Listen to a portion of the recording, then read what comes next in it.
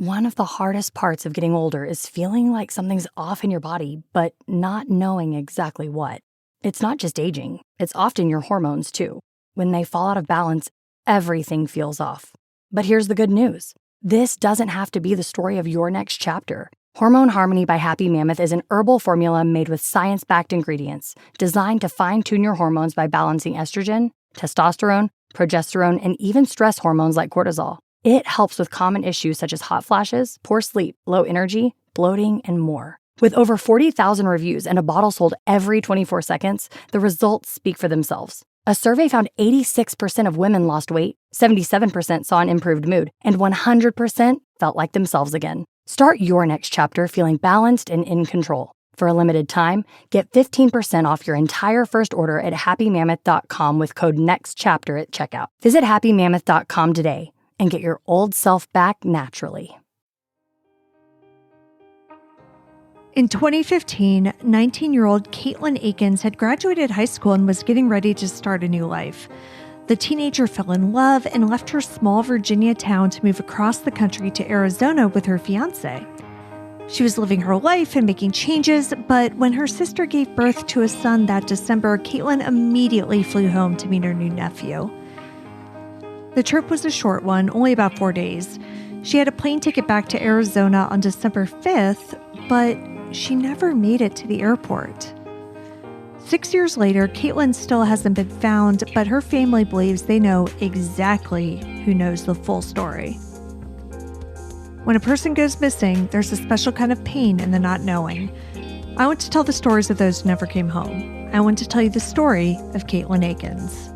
I'm Kona Gallagher. And I'm Ethan Flick. And this is And Then They Were Gone.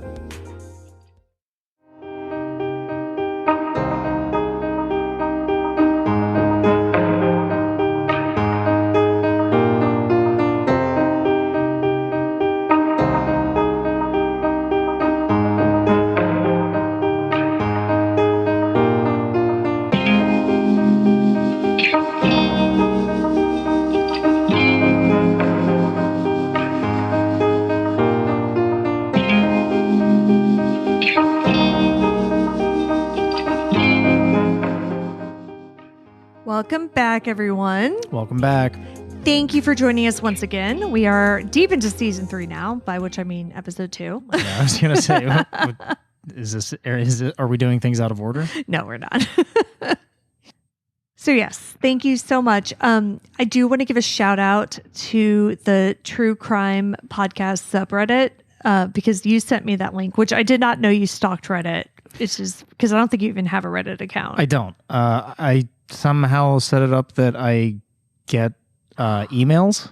Oh. When about true crime. Oh, interesting. When that pops up. So somebody posted on there. They're like, does anyone know where it went? And then they were gone. Is coming back. It seems like they're on an extended hiatus. And what I love is the person who immediately commented, it's right there in their name. yeah. There were quite a few of those comments through the thread that was like, there's a clue. So thank you so much because that I very much enjoyed. But anyway, we are back. We're back next week. We're back again this week. Also, I don't feel like that was an extended hiatus. I mean, we took a month off over the holidays. Yeah. No, I guess maybe it was more. No, it was only a month. But yeah. So anyway, thank you for caring. Yeah. That we were gone. Yeah, absolutely. Thank you. But yeah, so we are back, and this week we are going to talk about a semi-local story to us because we are based in Virginia, and this one is just about 2 hours south, down in the like Stafford, Fredericksburg type area. Oh, I'm very familiar with that area. Exactly. So right down 95. So this is the story of Katelin Akens. Katelin Michelle Akens was born on September 2nd, 1996 in Indiana to Lisa Sullivan and Jason Akens. The couple had another daughter, Gabrielle, who goes by Gabby. But the relationship didn't last, and Katelin and Gabby's father exited their lives when Katelin was a toddler. Lisa moved her 2 kids to Spotsylvania, Virginia, where she met James Branton. James was an insurance agent for Geico, and the pair married when Katelin was 7. And by the way, like, Geico is a huge employer here. Because what I never knew is that they started as like a federal insurance agency, didn't they? The name Government Insurance Employees Company didn't give that away? Nobody knows that's what Geico stands for. That is not a thing. That's not common knowledge. But that's what it stands for. Okay, I'm not saying that. Nobody knows that though, you dork. Government Employees Insurance Company. Right. So like everybody around here works for Geico. I know. When I first moved to this area, I actually lived in Fredericksburg with two friends from college, and they worked at Geico. Oh, yeah. And there's like a Geico training center right by here. Like it's a whole thing. So James was the only father who the girls had ever known. And so even though he and Lisa divorced after 6 years of marriage, he was still in their lives. He was there for birthdays, holidays, graduations, things like that. But according to an interview with one of Caitlin's good friends, Kevin Eastridge, that he gave to Crime Watch Daily, the relationship between Katelin and her stepfather was not always easy. While she never told Kevin that James had like physically abused her or anything like that, she did say that he was verbally abusive. Katelin was extremely intelligent and a hard worker. She always had jobs. And at one point, she was even working at a local Wawa with her mother, Lisa. She also managed to graduate high school when she was 16. Wow, really? Yeah. Like she was smart and just ready to go. Even though she was driven, she was still like a bit of a free spirit. She had plenty of boyfriends and eventually a girlfriend. It was this girlfriend, a woman named Amber Rios, to whom she would eventually be engaged. 10 days after her 18th birthday, which does seem like very, like when I first read this, it's like, oh my gosh, she just like 10 days after her 18th birthday, Katelin moved to Arizona to start her new life with her fiance. But you got to think, by her 18th birthday, she's been out of high school for 2 years. Oh, right. Yeah. You know? Yeah. So like, even though that seems like very sudden and very like young, I mean, it is. Yes. But when you graduate high school at 16, I feel like your timeline kind of shifts a little bit. Right. So this would have been in September of 2014. I don't have a lot of information about how Katelin and Amber spent the next year, but by the time she was coming back to Virginia to meet her new nephew, she had decided on cosmetology school for her next step. And one of the things she needed to do while she was home visiting was to get her high school diploma because she needed that in order to enroll. And you don't mean, you meaning like getting her transcripts and... No, she physically got her high school diploma, like the framed whatever. I don't know, but yes, that's what she got. Okay. On December 5th, 2015, the day Katelin was scheduled to go back home, she ran into a little bit of a problem. She didn't have anyone to take her to the airport. Lisa had to work all day, and presumably Gabby wasn't available. And it would have been hard to find someone just randomly because where they were in the Stafford area was not at all close to National Airport, where Katelin was flying out of. It's over an hour away. And honestly, like a really terrible drive.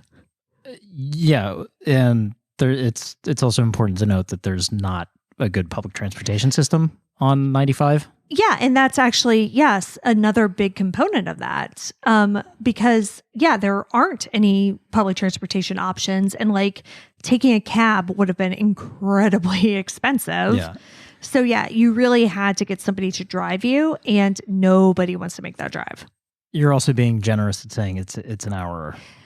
Very generous. It's an hour if it's the middle of the night and there's no other cars on the road. Yeah. But the minute 95 gets congested, now you're talking an hour and a half to 2 hours. Yeah. So just for all of you who aren't from around here to kind of put this in perspective, if you heard about, for instance, Senator Tim Kaine, who got stuck on 95 for 27 hours when we had some snow about a week or two ago. Some snow. Some. Not even a lot. Yeah, right.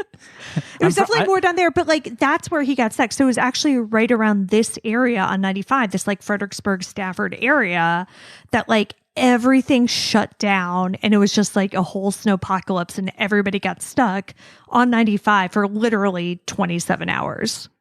And while that is not common, it is common to sit on 95 for an hour and a half. Yeah, for sure. To get between Stafford and DC. Yeah, it's again, not a pleasant road at all. So Lisa ended up calling her ex-husband, James, to help out. According to an interview Lisa gave to Crime Watch Daily, James was basically her last choice, but like they were desperate because again, nobody wants to make that drive. James said that he could take Katelin to the airport, but he had to be at work at 3 that day, and Katelin's flight was at 5:40, so he was like, yeah, I'll take her, but I just have to get her out there early, and she could just hang out until her flight. So like that was fine, not a big deal at all. So Lisa dropped Katelin off at James's house on her way to work, which was around 9:30 a.m. So the idea at that point was this. Basically, Katelin hangs out at James's house until they went to the airport. He would take her to the airport and then go to work by 3.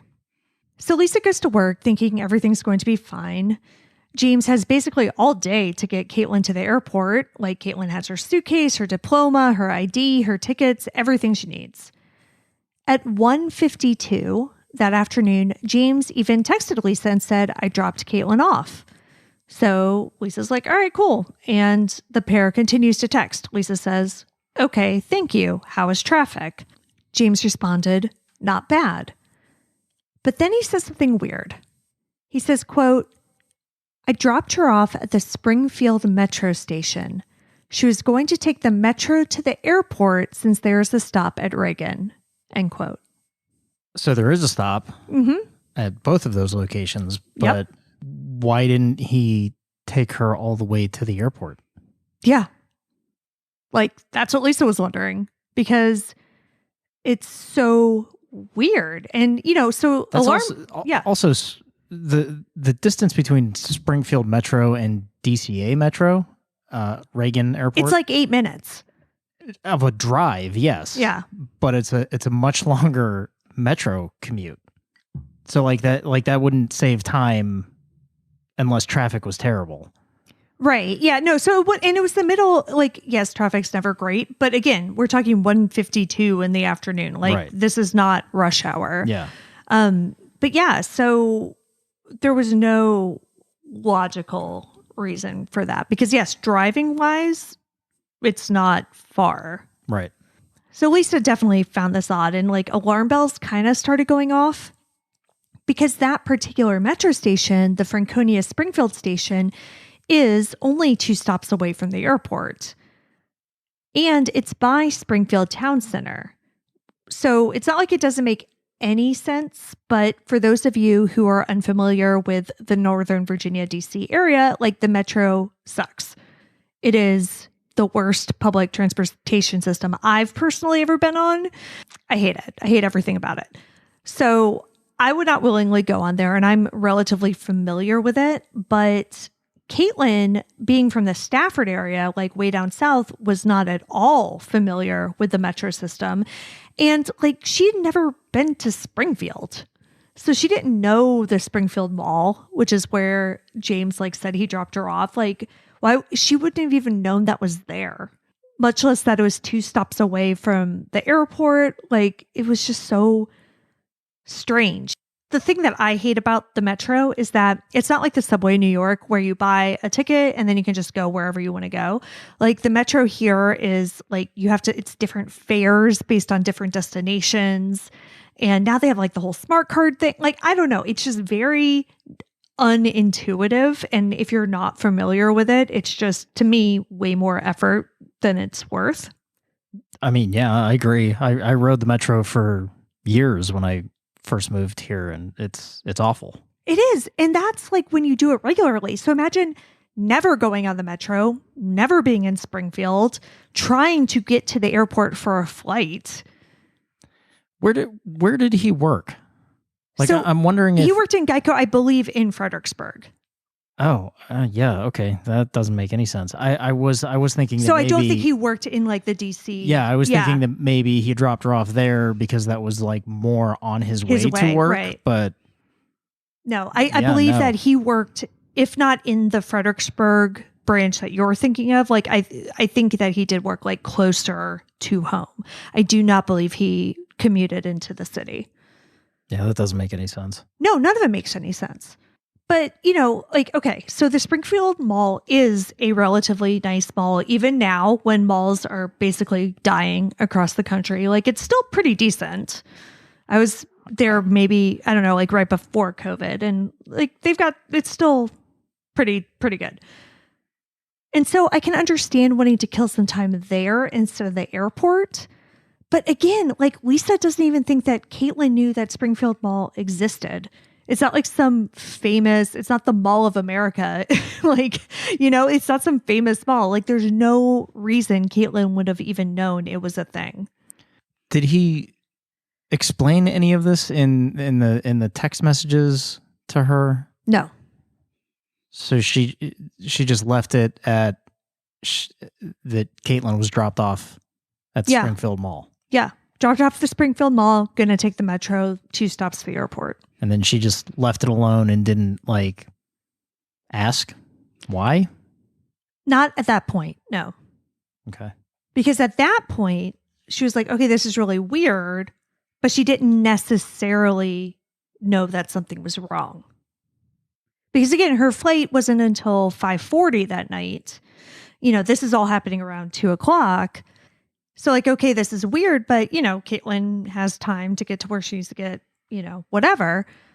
But things immediately did start to get weirder. 8 minutes later at 2 p.m., because again, this last text was at 1:52, Lisa got a text from Katelin that said, quote, "I'm at the airport, battery dying, so won't be able to text for a bit," end quote. Okay. So apparently, Katelin asked to be dropped off at an incredibly inconvenient place, but then didn't spend any time there. Then her battery is low, which is fine. But if she's actually at the airport, like she says, there are plenty of places to buy a charger if she didn't have one for some reason. And from all accounts, Katelin would have done one of those two things. She was a 19-year-old in 2015. She wasn't just going to let her phone die and say, oh, well. She was going to charge it one way or another. But, again, Lisa wasn't really running through all of this in her head yet. So she just responded, quote, "Okay, let me know when you get on the plane," end quote. Despite the fact that, again, it was 8 minutes later and there's no physical way to get to the airport in 8 minutes from the Franconia Springfield metro station. Right. Lisa wasn't thinking any of this at the time. Later, however, Lisa received a disturbing message that really made her think that something may be wrong.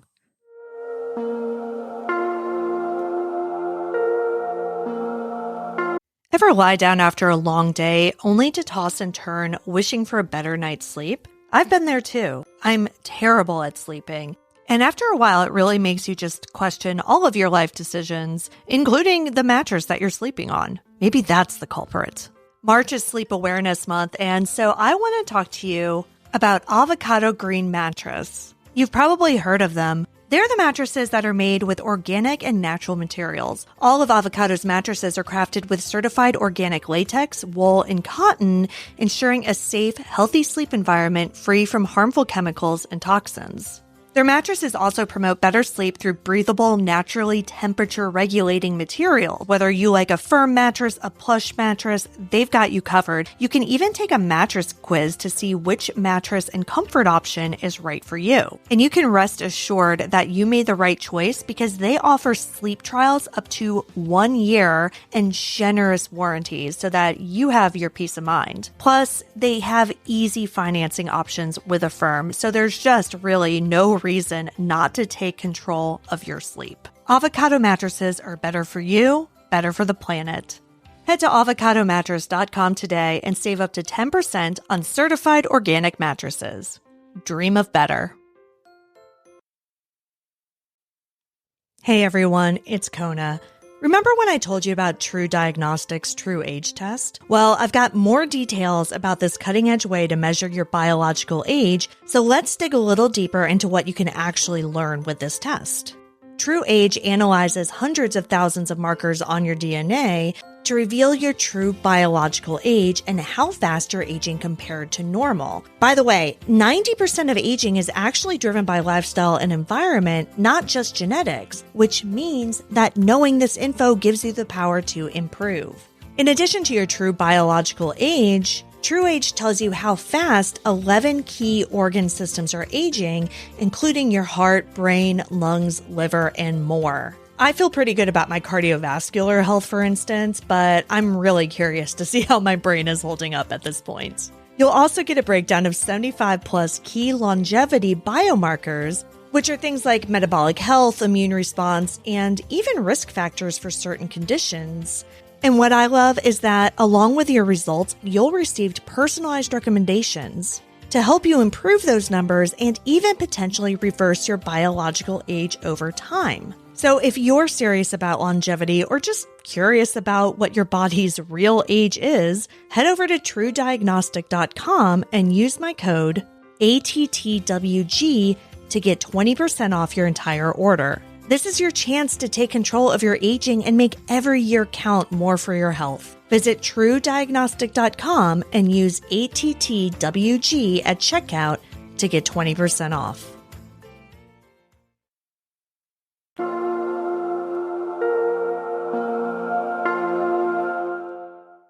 Katelin's fiance, Amber, messaged her because she, Amber, had received a text from Katelin at 11:56 a.m. So before any of these texts about Springfield Mall, the metro, the airport, any of it, that said, quote, "Something came up. I'm not coming back today. I'll let you know when I get a new flight. I won't be able to text for a little bit," end quote. So this is 2 hours before James texted Lisa to say that he dropped Katelin off, and Katelin texted Lisa to let her know she was at the airport. So things are not at all adding up. Despite having asked Katelin to text her when she got on the plane, Lisa doesn't hear from her daughter. So 5:40, her plane's departure time rolls around, but no Katelin. It's not until 7:15, while Katelin's flight is still in the air, that Lisa hears from her. She receives 2 texts that say, quote, "Staying with a friend. I need some time alone," end quote. So Lisa's like, wait a second, like what the hell is going on here? She immediately calls Katelin's phone, but it went straight to voicemail. She then texts her 3 messages. "Call me," then, "I'm very worried about you," then, "Please call me." But Lisa never heard from her daughter after that. The entire family goes into a panic, and they're contacting everyone they can think of, trying to figure out where Katelin is.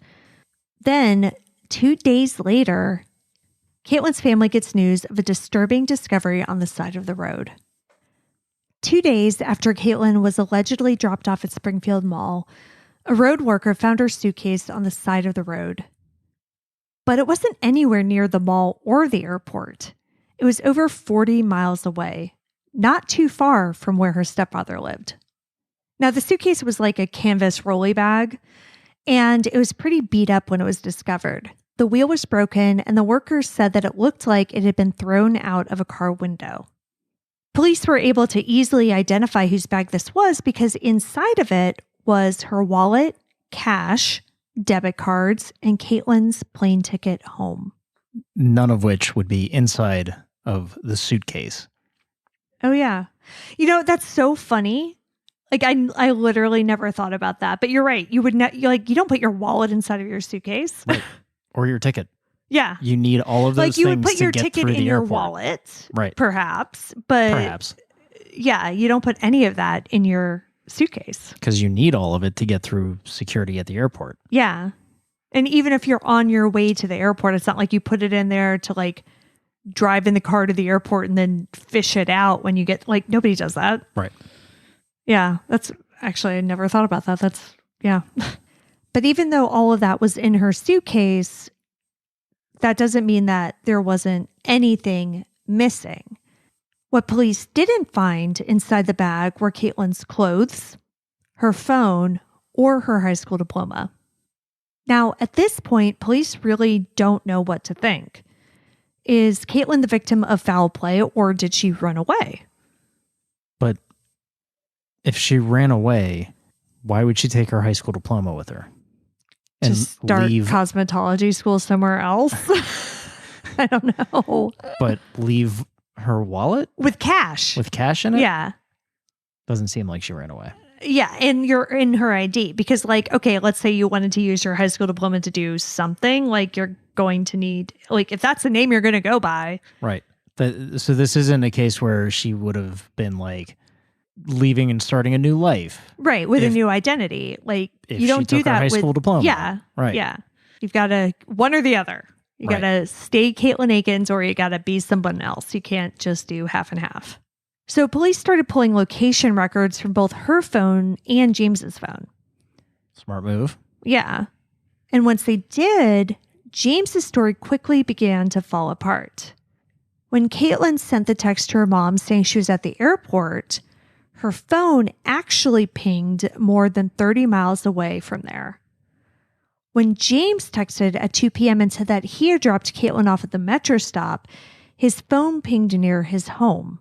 Then, in that final text where she said she wants to be alone, her phone pinged in Stafford, which was only about 15 miles from where her luggage was found. But that's not all. So remember how James told Lisa that he needed to drop Katelin off early because he had to work at 3? Yeah. Lisa later found out that he never went into work that day. Now, given that he was the last person to see Katelin and he's acting extremely shady, police start to look hard at James. They asked him to take a polygraph test, to which he agreed, but then he backed out at the last minute and to this day still refuses to take one. Police also pulled surveillance footage at the metro stop, Springfield Mall, and at the airport. And I don't know about surveillance at Springfield Mall, but there's a good amount of surveillance at metro stops and definitely at the airport. They pulled surveillance from all of these places. And again, airports, heavily surveilled. We are in a post 9/11 world. Right. But James's car was not seen at any of these locations, and Katelin herself was also not seen anywhere.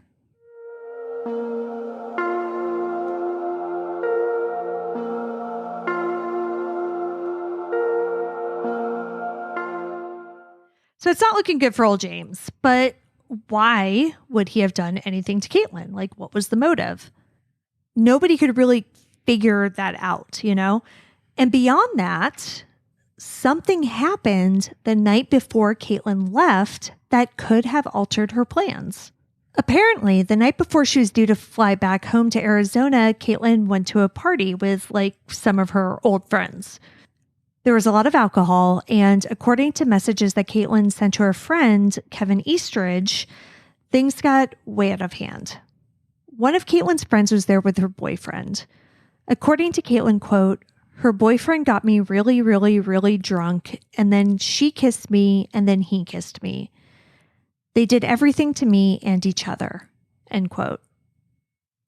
Katelin and Kevin talked a lot, and from what it sounds like Katelin didn't really feel like she consented to this, but she also felt incredibly guilty because in her mind, she cheated on Amber.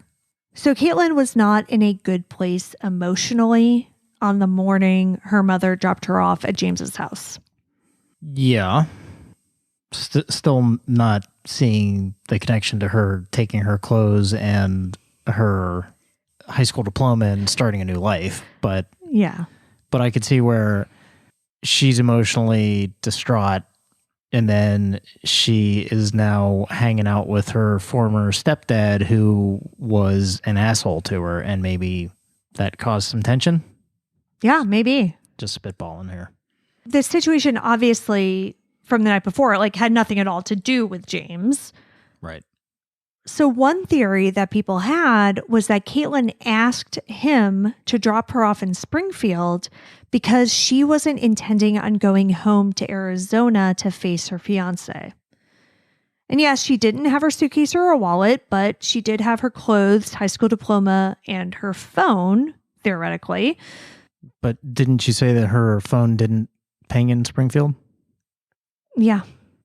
And also, if she took her clothes out of her suitcase, would she just put them in a trash bag? Well, maybe James loaned her a duffel bag. But why? I mean, yeah, I don't know. What would be the point of ditching her suitcase with a wallet and cash in it and taking most of the other contents out, if not all of the other contents out? Yeah, I don't know. That doesn't make any sense to me. Right. But, some people thought, well, maybe he did. Maybe he gave her a duffel bag. Maybe he helped her. And some theorize that the reason James was acting shady and telling lies wasn't because he did something to Katelin, but because he helped her run away. So the theory is that this ex-stepfather who was supposedly verbally abusive towards her, right, is now suddenly helping her run away and giving her a duffel bag, emptying the contents out of her suitcase, except for her wallet and money. And plane ticket. And plane ticket. And ID. And ID. Throwing that on the side of the road and setting her free. Yes. Okay.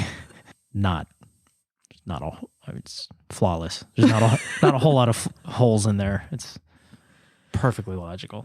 Okay, well, another theory is that Katelin felt so terrible about what happened that she harmed herself. That maybe she left James's house, left her things behind, did something, and James panicked and got rid of her stuff, or that she did it at his house and he panicked. I could see the panic route, sure. Yeah, more so than him helping her start a new life. Yeah, that doesn't make any sense at all. I know, I mean, I'm still not buying the whole she harmed herself and he panicked, but it's more feasible than him suddenly being her fairy godmother. Yeah. Even though Katelin was really upset, her friend Kevin told Crime Watch Daily that he did not think that she would have done anything to herself. After all, he was the one she was confiding in about this, and she didn't say anything to him that would have led him to believe that she was at that point that she would have harmed herself, that, there's anything more than she just felt very bad about everything that had happened. So did she run away? Like you, her family does not buy that.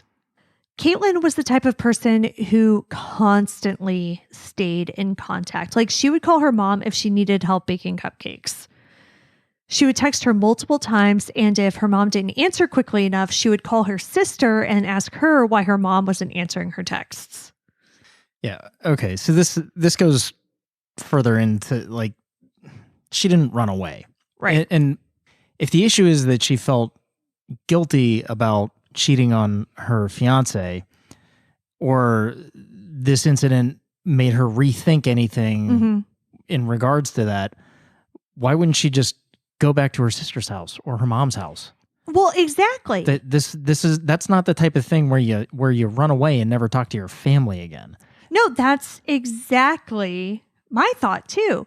Because her family, again, I don't know them, but there was an episode of Disappeared on her. I've seen other interviews with her family.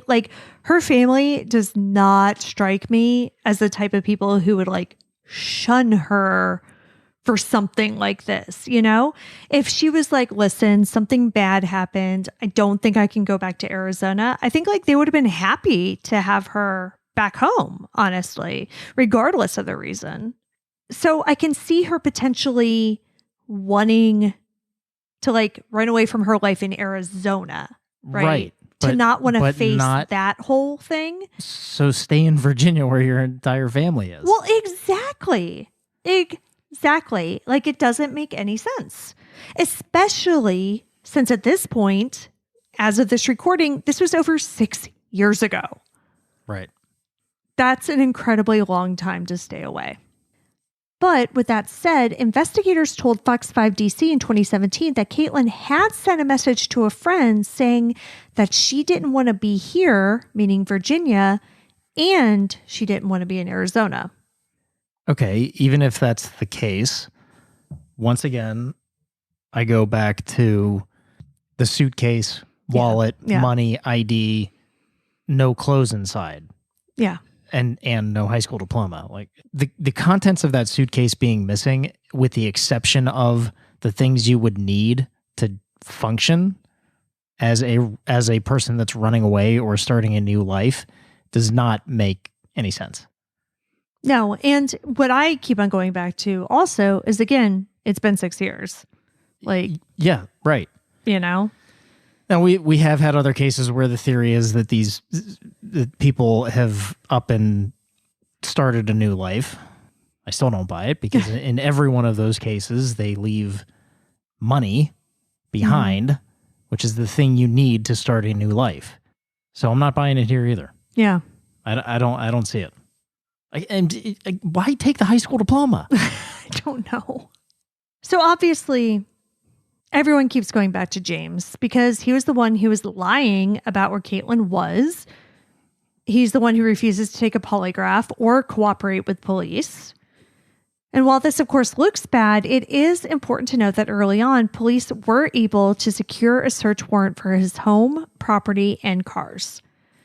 They conducted an 8-hour search that turned up no evidence of foul play or of Katelin at all. But James also lives on 10 acres, some of which is swampland. He also has a rental property that is only about 5 miles away from where Katelin's luggage was found, and that property has never been searched. That's interesting. I wonder why.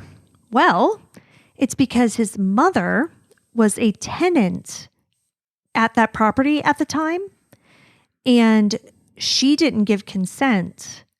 And so because she was a tenant, police were not allowed to search. And there's also a third property in play. It was James's father's property in Fredericksburg. So his father had passed away the year before all of this, so that home was probably still in probate. But at that time, it wasn't in James's name, so police couldn't search it. But now it is owned by James. So have police gone and searched it? Not at this point.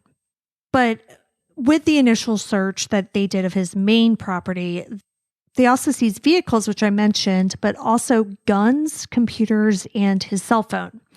Now, we don't have information about was or wasn't found on the computers, but James refused to unlock the cell phone for them, so they were not able to actually search it. So remember how I said James was supposed to go to work at 3 on the day he was supposed to drop Katelin off? And he didn't. Right. But that's not all. James actually never went back to work at Geico again. He didn't show up that day, and he literally never set foot in that place ever again. So do we know what he's doing for a living? Yeah. So in one of the sources I read, he actually didn't work anywhere for the next 6 months. You said his father died. Yeah, like right, I think in 2014. This was 2015. Maybe an inheritance? Maybe, I don't know. Living off of? No idea. So after this initial search didn't turn up anything of major interest, the case kind of stagnated. In 2016, though, police were saying publicly that they did not believe that Katelin had ever left Spotsylvania County. Didn't the cell phone evidence? Well, yeah, just exactly. All the cell phone evidence, nothing was outside of Spotsylvania County. Right. Yeah. And there was nothing other than James's weird story that pointed to her ever leaving. Like her suitcase was even found in Spotsylvania County. Yeah. You said 5 miles from where his mother was renting a house from him. Mm-hmm. Co-conspirator. Yeah, but they didn't have enough evidence at the time to make a case. So one of the reasons I decided to cover this case now, because I've known about this for several years, it's because there's been at least some movement as of 2021. Okay. In December, as the 6th anniversary of Katelin's disappearance approached, the FBI announced that they were getting involved in the search.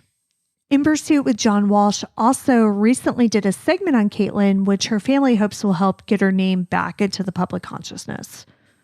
The Aware Foundation for Missing People put up a billboard in March of 2021 on Route 301, which is on James Brayton's commute to his new job at Dahlgren Naval Base. And much like the Trudy Appleby case that we covered in season 2, the police straight up said that they did it in order to hopefully embarrass him into cooperating with police. I love it. I absolutely love that tactic. Yeah. That's awesome. Caitlin's mom, Lisa, told WUSA 9, quote, "Seeing her face up there, I'm hoping he sees it and has to think of that every day," end quote. It hasn't convinced him yet, but investigators say that they're still committed to the case. So I'm hoping that having the FBI become involved will be enough to push this case in the right direction. Caitlin's nephew, the one who she came down to Virginia to meet, has just turned 6. He doesn't understand where his mother's sister is. Caitlin's mother and her sister haven't given up hope, but like any family members of a missing person, they just want answers one way or the other. And they believe that James Brayton has those answers.